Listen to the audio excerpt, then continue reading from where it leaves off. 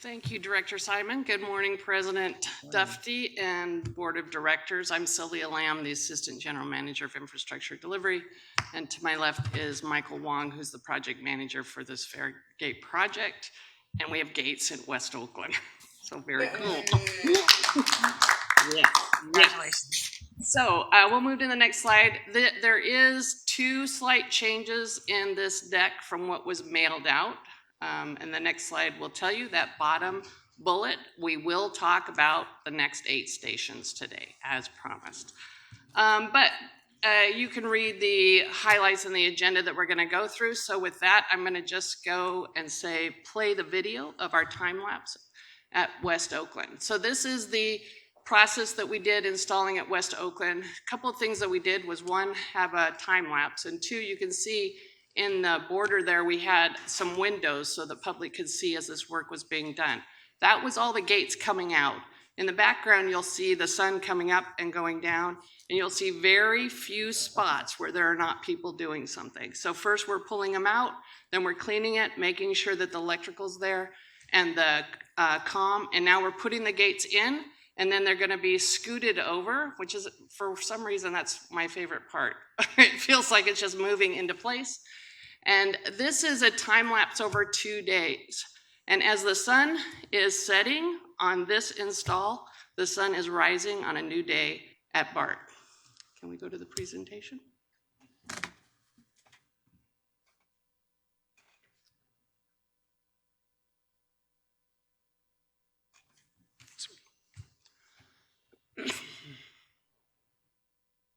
Other direction. We're going forward.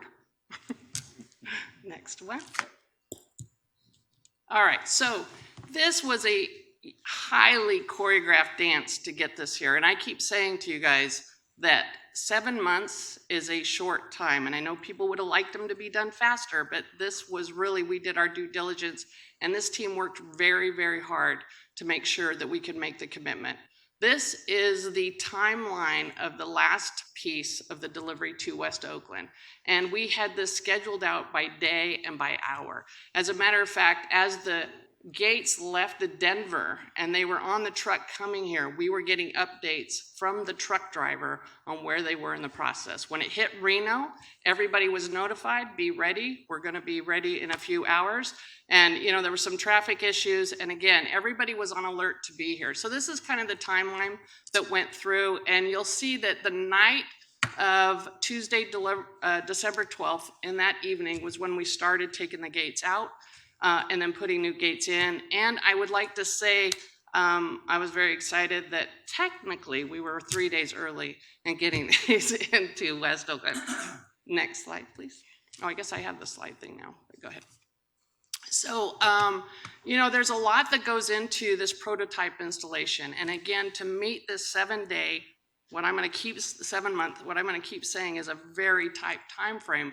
The way we did this, and we said, we moved or deferred some of the testing that we would normally do before we even put them into the system. So that testing happened after we got here. We delivered gates both to the lab and West Oakland simultaneously, but each individual gates. And so if I look at that, there are 11 individual gates. Each individual gate had to have 260 plus tests on each individual gate. So that's kind of the effort that's going on. We also put together the monitoring and control, the back office configuration.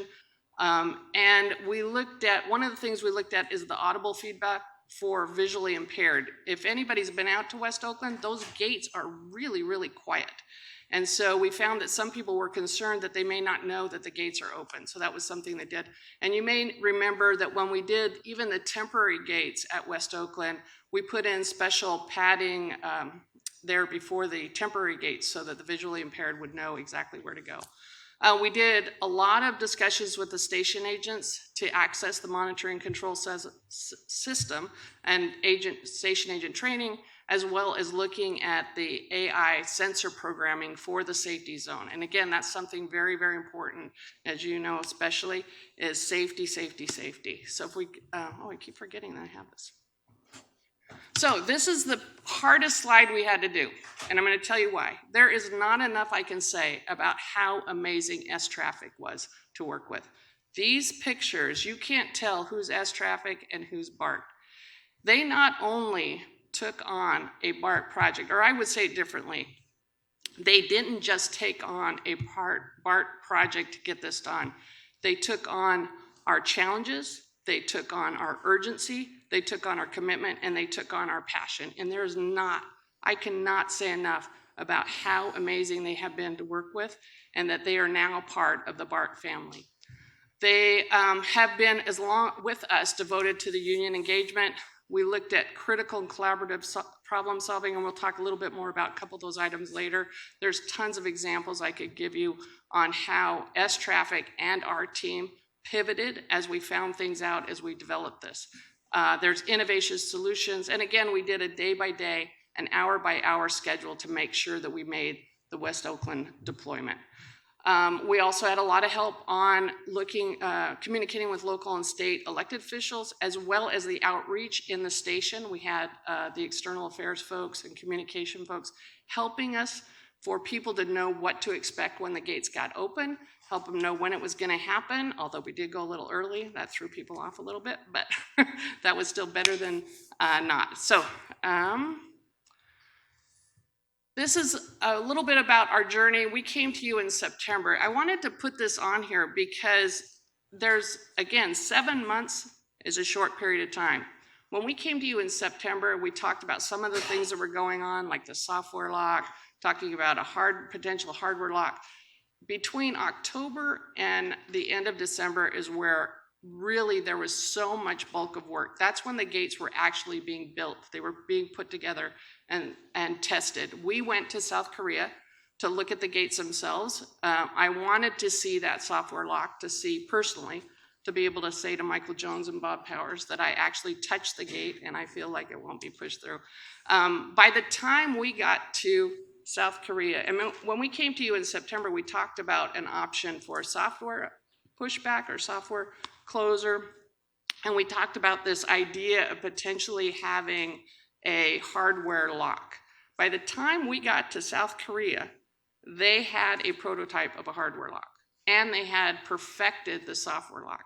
It was, I can't even tell you the first day when I got there how amazing that was. But we needed to have these check-ins to make sure, and I teased the team, well, half teasing, that those were go, no-go decisions, right? If it wasn't working, I was gonna have to say, we got a problem. So very great work there. Then we keep walking through, as you can see, multidiscipline rehearsals. Again, it's a very choreographed dance. We wanted to make sure our maintenance folks, our station agents, BPD, our team were all ready as we got there. So we walked through at a tabletop over and over and over again to kind of create it into muscle memory by the time it got here. Then we had our team go to Denver, where that's where the kiosk factory is. That's where the gates actually get built and made before they ship out. And so our team was there watching the testing that S-Traffic was doing. And again, a go, no-go's decision. Do I have to warn somebody that we're gonna be late or we're not gonna make it? And luckily, and not luckily, by design, we were on it, and S-Traffic was on it, and we were able to get those gates out of Denver quicker than we expected, or quicker than we planned for, and they were on the way. And like I said, we had hour by hour calls with the truck driver, and very exciting. So we could not have done any of this without the collaboration of so many folks, and including the unions. They were great to work with. They were not only saying, you know, lots of times we go to the union and say, we need your support to do this. We need you to do this then.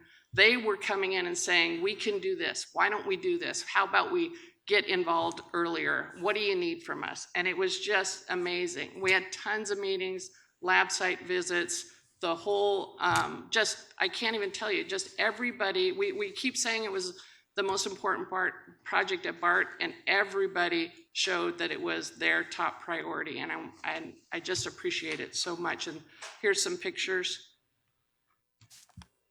So I want to talk about some things that are still going on. Like I said earlier and last time we talked, we cut down that testing time that we would have normally done before deploying. So we're testing now. We did testing in the lab and we did testing before we actually opened up the gates for use, but there's still testing going on. One of the things is some folks have noticed there's a touch of a lag when you tap the card and then before the gates open. I will tell you that I believe our team measured it, and somebody's in the audience that may correct me, but right now it is 1.2 or 1.3 seconds from the time you tap the card to when the door opens. We're trying to reduce that time to make it more quicker, because as the general manager told me himself, when he taps and he walks, then he has to wait at the gate. But anyway, that's being worked on.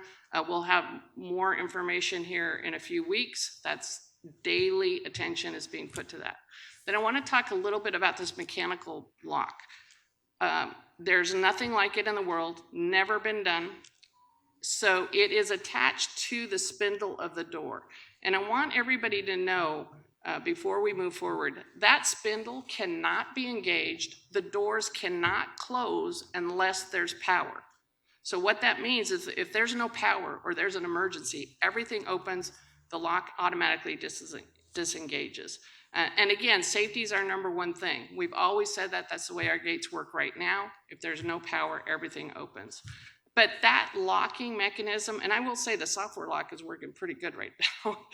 We do have one gate at West Oakland that's still boarded off, and that's where we're testing that mechanical lock. But that's a brand new design, not in existence ever before now. So there's a lot of testing that still needs to be done, and we're a few weeks away from being able to unveil that.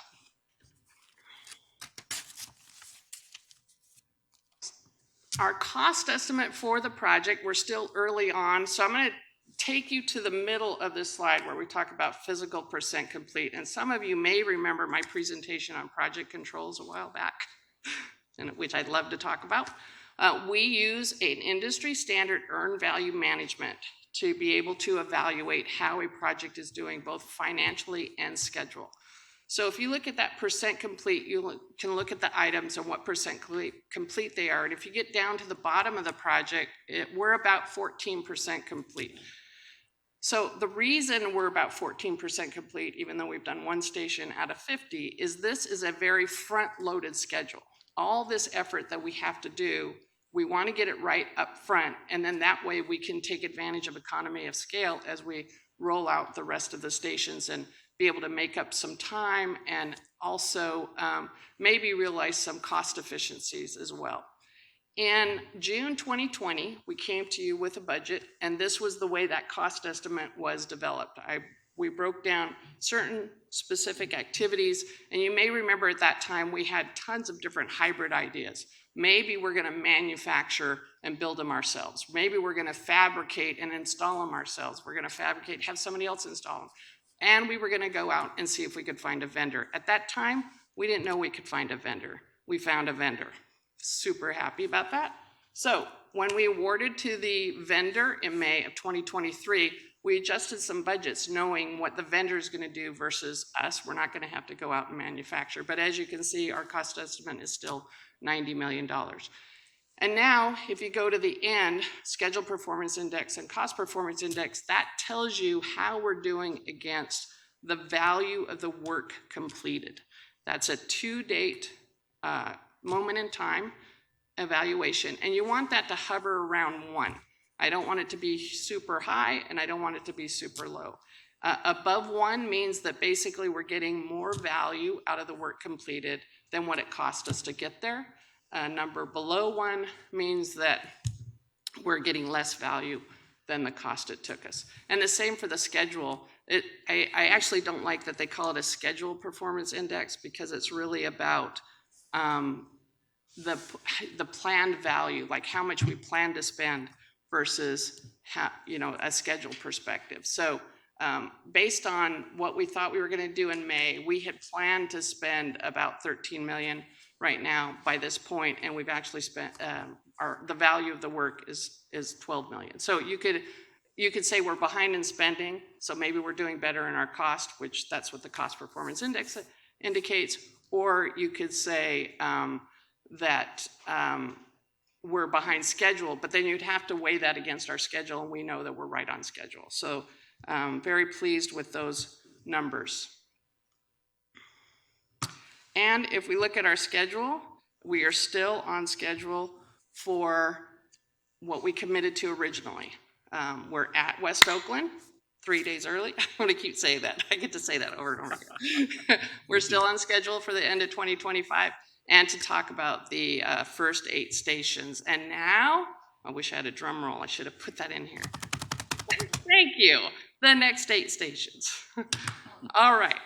So let's talk about how we got to these stations, shall we?